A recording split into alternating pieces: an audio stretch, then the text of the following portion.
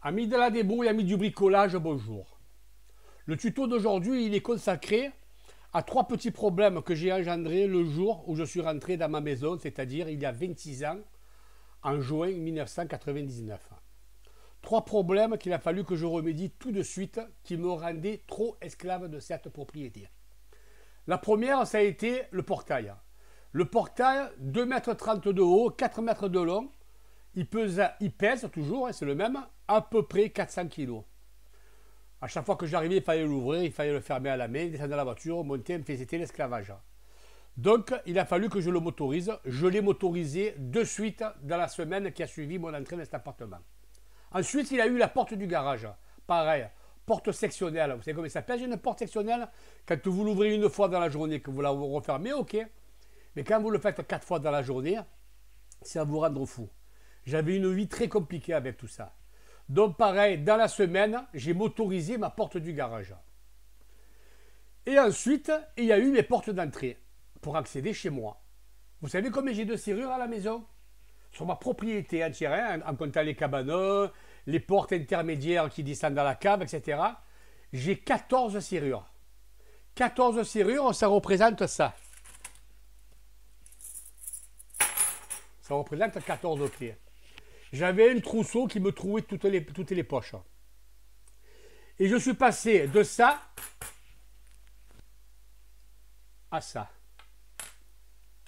D'où le but de ce tuto. Ce tuto est consacré à transformer des serrures en centre ouvrant, ce qu'on appelle. Le centre ouvrant, c'est toutes les serrures avec la même clé. On passe à l'intro et je vous détaille tout ça.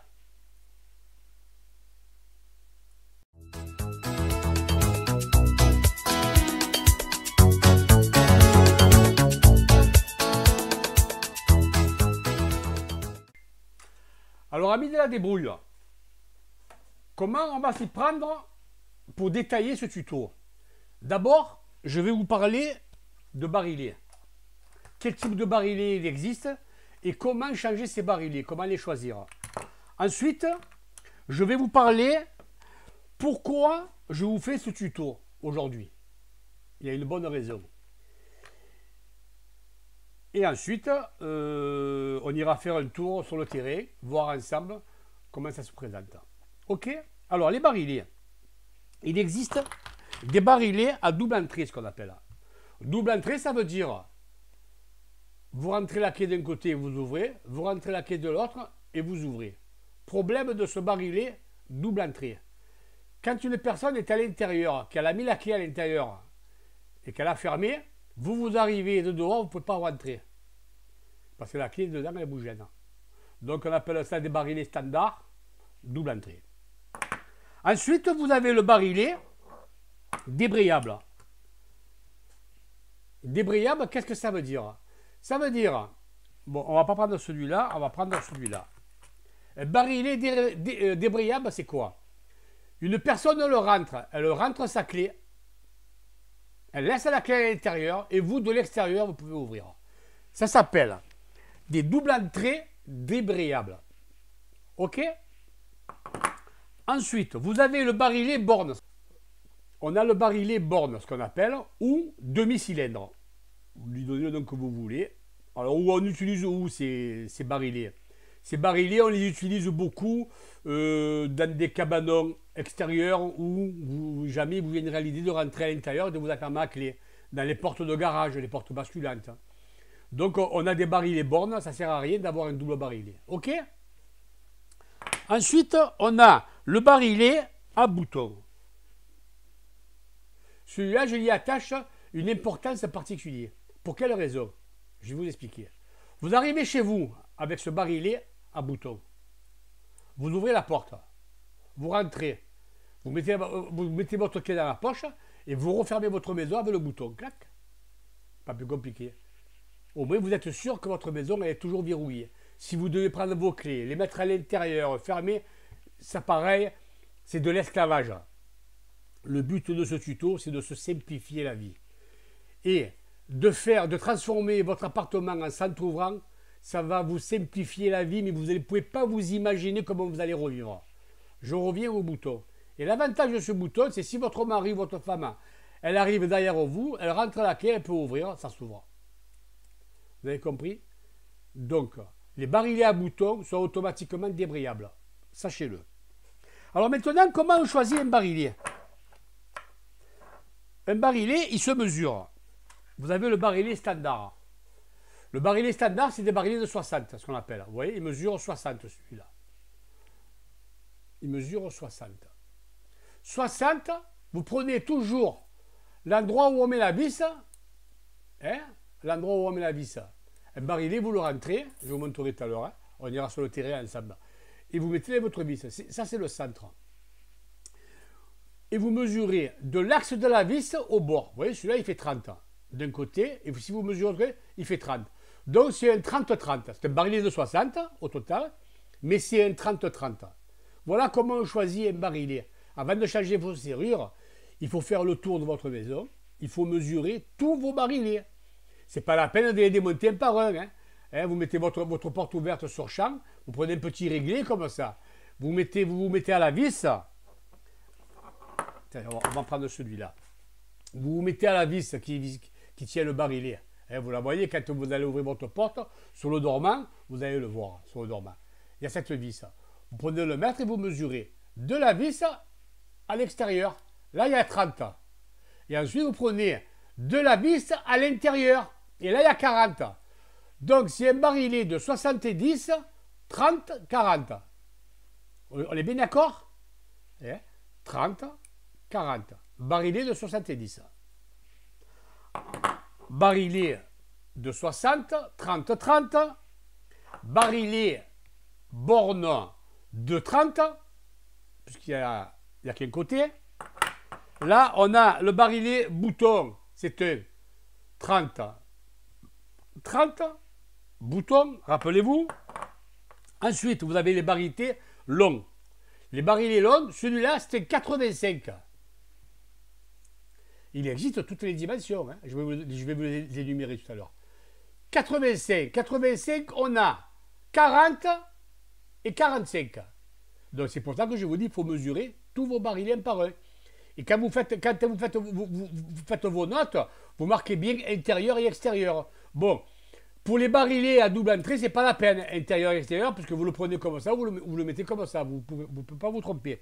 Et par contre, c'est important si vous prenez un barillet à bouton. Si vous prenez un barillet à bouton, il faut bien marquer la dimension intérieure. Mettons 50, intérieur, côté bouton, et dehors 30. Ok? Sachez-le. Et celui-là, c'est un combien ça? C'est un 80. 40 et 40. Voilà. Donc, je vous ai tout expliqué sur les barillets. Je vous ai dit comment prendre les mesures. Il faut que je vous dise, moi, qu'à l'époque, il y a 26 ans en arrière, Internet n'existait pas pour moi. Je ne sais pas ce que c'était. L'ordinateur, je ne savais pas ce que c'était. YouTube, n'en parlons pas. Je ne connaissais pas. Donc, j'étais déjà un petit phénix de la débrouille. Donc, il a fallu que je me débrouille de moi-même. Et je suis allé voir un quincaillier qui se trouve dans le 11e arrondissement à Marseille, pas loin de chez moi. Ce que j'appelle, moi, la caserne d'Ali Baba. À l'époque, on ne trouvait pas le centre ouvrant de partout. Vous alliez à Leroy Merlin, à Casto, ça n'existait pas. Internet, on ne connaissait pas. Donc, il a fallu se débrouiller un peu comme ça. Donc, je suis allé voir ce quincaillier, je lui ai expliqué mon cas. Il m'a dit, oui, je peux vous les faire, moi. Et il me les a fait sur mesure. Il m'a fait un devis. Je ne me souviens pas le prix à l'époque, mais croyez-moi, ça coûtait cher. Bon. J'ai pas pris des premiers prix. J'ai pas pris des hauts de gamme, des vachettes, des bien compris. J'ai pris un prix moyen. J'ai pris une marque italienne qui s'appelle Sicli. Le Sicli, l'avantage que j'avais avec cette marque, c'est une marque avec des clés, vous voyez, bien chromées, jolies, quoi. C'était de la bonne qualité. Donc j'ai fait faire ça. J'ai fait faire tous mes barillets. Et ensuite, 10 ans après, j'ai eu un deuxième appartement, je ne rentre pas dans les détails, hein, j'ai eu un deuxième appartement à la Pointe-Rouge, j'appelle ça ma maison secondaire. Et là-bas, pareil, il y avait 4 serrures. Et ma femme, à chaque fois, pareil, elle me dit, putain, c'est bien ce que tu as fait parce qu'elle avait la clé à la maison, elle avait qu'une clé. Donc quand elle rentrait à la maison, elle allait de partout, elle s'est naviguée avec une seule clé. Et elle me dit que ça serait bien de le faire à la Pointe-Rouge. Et effectivement, je suis allé à la Pointe-Rouge, j'ai changé toutes les serrures et j'ai fait refaire 4 serrures en s'entrouvant avec, pour l'intérieur, du bouton, hein, et pour le reste, du 30-30 traditionnel, avec la même clé que chez moi. C'est-à-dire, cette même clé-là que je vous dis, qui ouvre toute ma propriété, toutes les portes de ma propriété, elle ouvre aussi la propriété de la Pointe Rouge, hein, notre maison secondaire, ce que j'appelle. Ok? Et j'aurais pu le faire pour autre chose, pour des garages que j'ai à l'extérieur, je sais pas, moi, pour l'étranger. Imaginons que j'ai une maison à l'étranger. Je mesure mes barilets, j'arrive en France, je les fais refaire, je les mets en place quand je retourne à l'étranger, et la clé de chez moi, elle ouvrira aussi à l'étranger, etc., etc. Vous comprenez? Vous ne pouvez pas vous imaginer comment vous l'avez la vie simplifiée. C'est inimaginable. Alors cette clé, normalement, bon, je ne vous la montre pas, elle n'est pas là, j'ai une corde, je la mets autour du cou, je me balade toute la journée avec ça autour du cou. Hein, voilà. Je vous ai tout expliqué, il me semble. Alors pourquoi maintenant je vous fais ce tuto? Aujourd'hui, il y a une explication bien précise. À l'époque, les serrures qu'on faisait, c'était des serrures comme ça. Ce qu'on appelle à goupilles. En principe, 5 goupilles. 1, 2, 3, 4, 5. Après, il y a eu les 6 goupilles. Il y a les 6 goupilles. Celui-là est à 6 goupilles. Bon. Mais ça, c'est des serrures qu'on peut crocheter. On appelle ça des serrures crochetables. Alors, comment on crochette une serrure? Je ne vais pas vous montrer comment on crochette une serrure, même que je suis équipé de ça. Hein. Bon. J'ai la panoplie, j'ai tout ce qu'il faut pour crocheter. D'accord? Crocheter, on va dire que c'est un métier. Il faut s'entraîner. Moi, je me suis entraîné, vous voyez, j'ai des cadenas. J'ai des cadenas exprès pour s'entraîner avec des clés. J'ai même un barillet. Vous voyez? J'ai acheté ça sur Amazon et je l'ai acheté ça pour m'amuser. Il n'y a pas de numéro de clé, il n'y a rien. Hein. Donc vous voyez, regardez.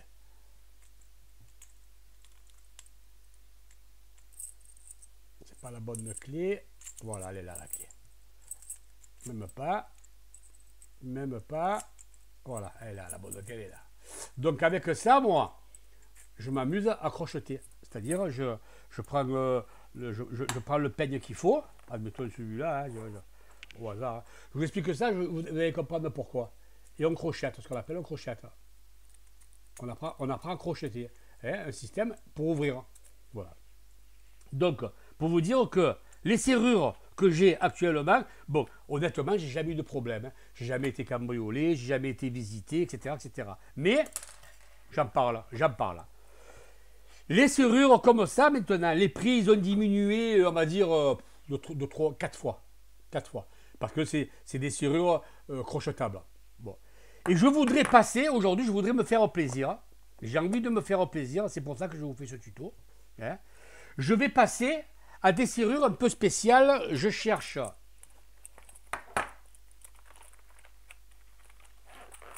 les clés. Voilà. Je cherche des serrures anti-crochetables. C'est-à-dire, c'est des serrures comme ça. Ce qu'ils appellent aussi anti-perçage. Quand vous prenez des cylindres en nickel, on les appelle aussi des serrures anti-perçage. Parce que vous savez comment on vole chez les gens. On fait un trou ici à la perceuse, on dégoupille tout et on ouvre, on rentre. Hein. Ça là, c'est du laiton, c'est de la merde. Vous percez ça en 30 secondes. Hein. Et les goupilles, elles sont là. Prenez votre perceuse, vous percez ici là, avec une mèche de 5. Vous faites sauter tous les ressorts et vous rentrez chez le client. Hein. Ça, ou le crochetage. Maintenant, je voudrais passer à ce système de clés. C'est des clés anti-crochetage. Ça, vous ne pouvez pas le crocheter, ça. Parce que le système de goupille est différent de celui-là. Vous avez compris? C'est ce que je veux faire chez moi. Donc, je suis obligé de reprendre toutes les mesures, de refaire le tour et de me faire refaire un devis. Mais maintenant, j'ai Internet. L'avantage, il est là. Je peux aller me permettre d'aller n'importe où dans le monde et de me faire refaire des barilets sur mesure avec des prix compétitifs. Pour vous donner un ordre d'idée, un barillet de sécurité, moi j'appelle ça les barilets de sécurité, on est bien d'accord, hein, les barilets à goupilles comme ça, qui ne sont pas les mêmes que ceux-là, on est bien d'accord, hein, j'appelle ça les serrures sécuritaires. Les cylindres de haute sécurité, vous allez en trouver de 35 € à 100 €. Mais il y a plus cher, il y a 200, 300 euros. Mais on va aller jusqu'à 100 euros. Ok? Je trouve que 100 euros pour un barillet, c'est hyper, hyper cher. Si en plus je les fais faire en s'entr'ouvrant, je risque de les payer moins cher en s'entr'ouvrant parce que le gars qui va me les faire, il va avoir un numéro et il va se baser sur le même numéro. Peut-être que ça sera moins cher. Je ne me rappelle plus à l'époque, il y a 26 ans en arrière, comment j'avais payé, comment il m'avait calculé ça, le gars du Quincaillier, du 11e arrondissement. Bref, toujours est-il, je vais faire ça sur Internet maintenant. Donc je vais le faire refaire. Je vais changer tous mes barillets. Je vais faire un devis. Alors si j'en ai pour 300, 400 euros, ça passe. Si j'en ai pour 1000 euros, laisse tomber. Hein. Je ne le fais pas. Je reste comme je suis. Hein. Voilà. Voilà l'histoire de mon centre ouvrant. Les explications sont terminées. On va passer à la phase. Je vais vous montrer exactement comment ça se passe sur le terrain. Allez, on se reprend tout à l'heure.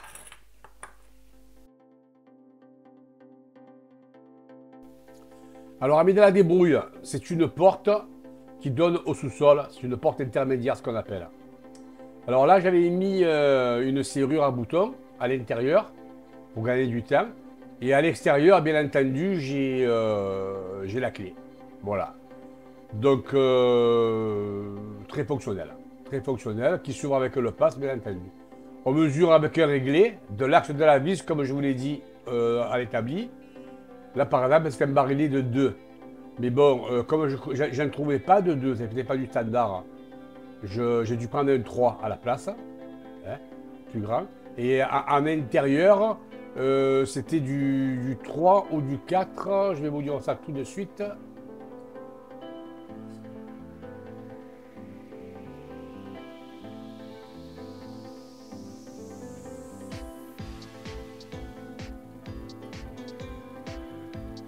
C'est un barillet débrayable, hein, je vais vous le dire.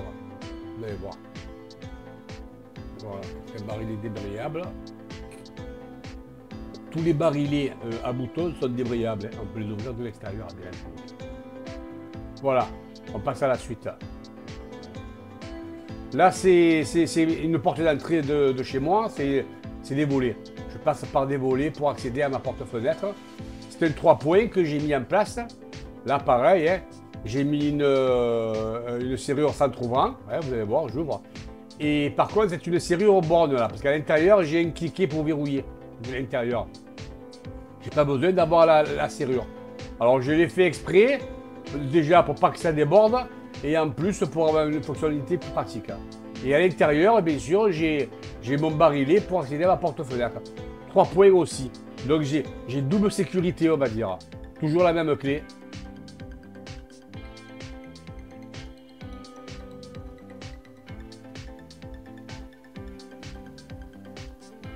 Là, à l'intérieur, j'ai mis le bouton. Tout ce qui est en intérieur d'appartement, j'ai mis le bouton. Quand je rentre, hop, je ferme. Voilà. Tout simplement.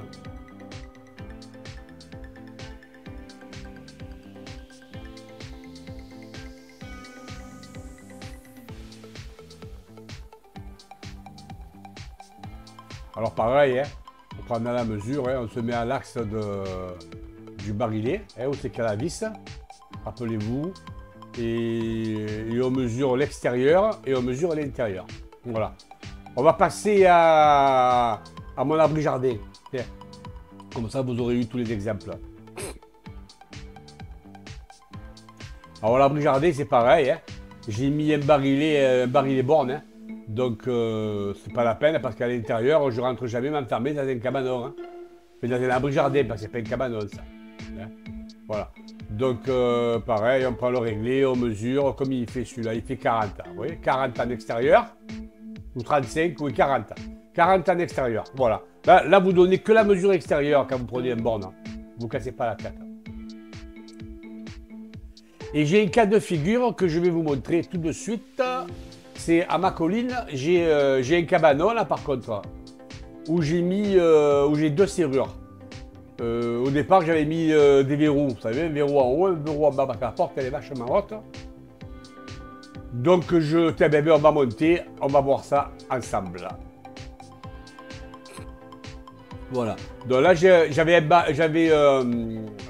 on va dire, j'avais 2 verrous, un en haut et un en bas. Donc pareil, j'ai tout modifié. Et j'ai mis... Bon, ça, je l'ai fait après coup, hein, parce que ce cabanon, il est venu peut-être 3-4 ans après. Donc, pareil, avec mon pass, hein, mon centre ouvrant, hein, j'ouvre en haut. Et je vais vous montrer ce que j'ai mis à la place des verrous que j'avais mis il y a 4-5 ans. Voilà. C'est des genres de verrous aussi, on prend bien ces mesures là. Mais par contre, c'est vide à l'intérieur. Il n'y a pas le verrou, il n'y a pas le bouton, il n'y a pas le verrou. J'ai balancé un barillet carrément. Un barillet, tout simplement. J'ai même pas eu besoin de prendre un barillet à boutons qui sont beaucoup plus chers. Parce qu'à l'intérieur, je ne m'enferme jamais du cabanon. Et j'ai mis un barillet où l'intérieur, c'est le standard, en dimension barillet.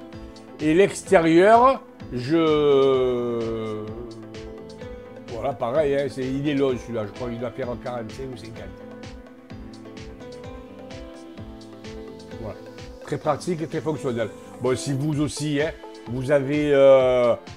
si vous avez 2 serrures, ça ne vaut pas le coup de faire le travail. Mais par contre, si vous avez 4 serrures, oui, ça vaut le coup. Je vous le conseille, faites-vous plaisir. Ça vous change complètement la vie. Croyez-moi, ça vous change complètement la vie. Voilà. Donc, ce tuto, il se termine. Et on va en profiter pour regarder la vue qu'on a en haut de ma colline. On voit ma maison, vous voyez. À gauche, il y a un volet et à droite, il y a encore un volet. Et mais pareil, hein, j'ai 2 portes d'entrée en haut. Et j'en ai une en bas, au sous-sol, enfin en rez-de-chaussée, où j'ai la porte d'entrée principale. Voilà, je vous dis au revoir les amis. Si des fois vous êtes tombé par hasard sur ma chaîne, je le dis, je le répète, n'hésitez pas à me faire un like, c'est entièrement gratuit. Ok? Et n'hésitez pas à vous faire plaisir. Ça vaut vraiment le coup, je le répète, ça vous change la vie. Les barilets, il faut compter entre 30 € et 50 € pour avoir un prix bas, même en s'en trouvant. Au revoir et à bientôt.